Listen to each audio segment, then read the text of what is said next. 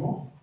Je pense que je suis le plus jeune, en tout cas le plus récemment diplômé de toutes les personnes qui ont pu présenter, étant donné que je suis diplômé de la promotion 2025. Donc c'est-à-dire qu'il y a littéralement 5 ans, j'étais encore sur les bancs de l'école pour suivre les cours à Polytech Grenoble. Du coup, vu que j'ai l'impression que pour faire en électronique, il vaut mieux faire un bac SVT, j'ai fait un bac SSVT. Bon, j'ai quand même fait spécialité informatique et sciences du numérique. Et après le bac, qu'est-ce que je voulais faire? Je voulais aller faire l'armée. Mais mes parents ne voulaient pas, donc j'ai dû choisir. J'ai fait un DUT GE2I. Anecdote, c'est parce qu'il y avait le DUT GE2I du Creusot qui avait une machine à popcorn sur leur stand, un stand d'étudiants.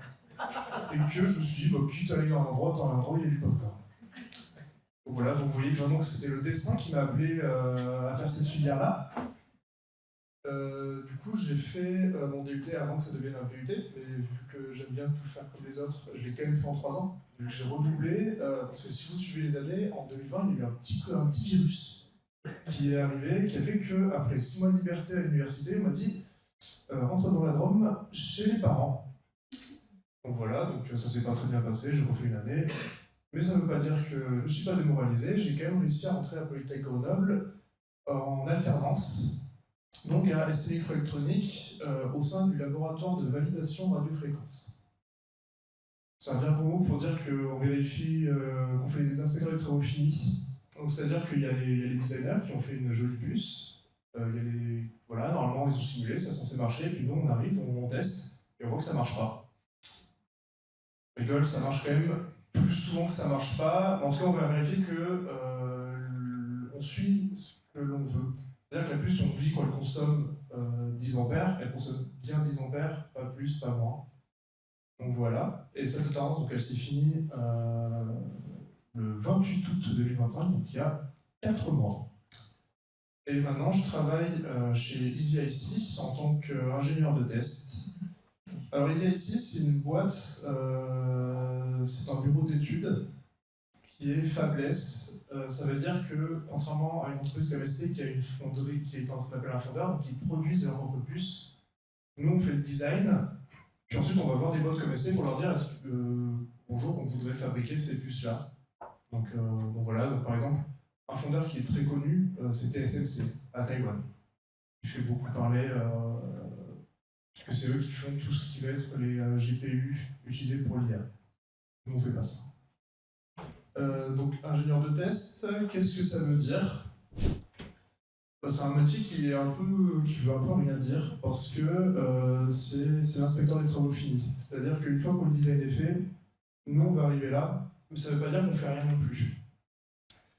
Le premier point, c'est que c'est nous qui comptons faire démarrer la puce. Donc c'est-à-dire communiquer assez fortement avec les équipes de design qui ont prévu le fonctionnement de ces puces-là pour savoir comment la faire démarrer pour la première fois. Donc c'est pour ça qu'en général, ils viennent souvent nous voir au labo, surtout au début. Après, moins.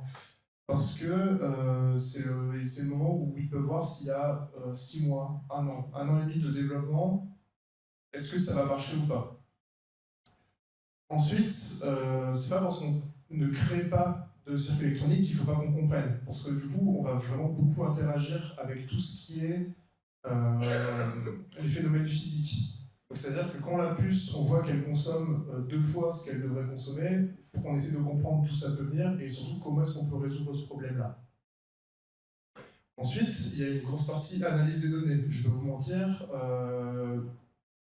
ingénieur, on passe quand même beaucoup de temps derrière un PC. Là, ça fait quelques jours que j'analyse tous les courbes sur Excel.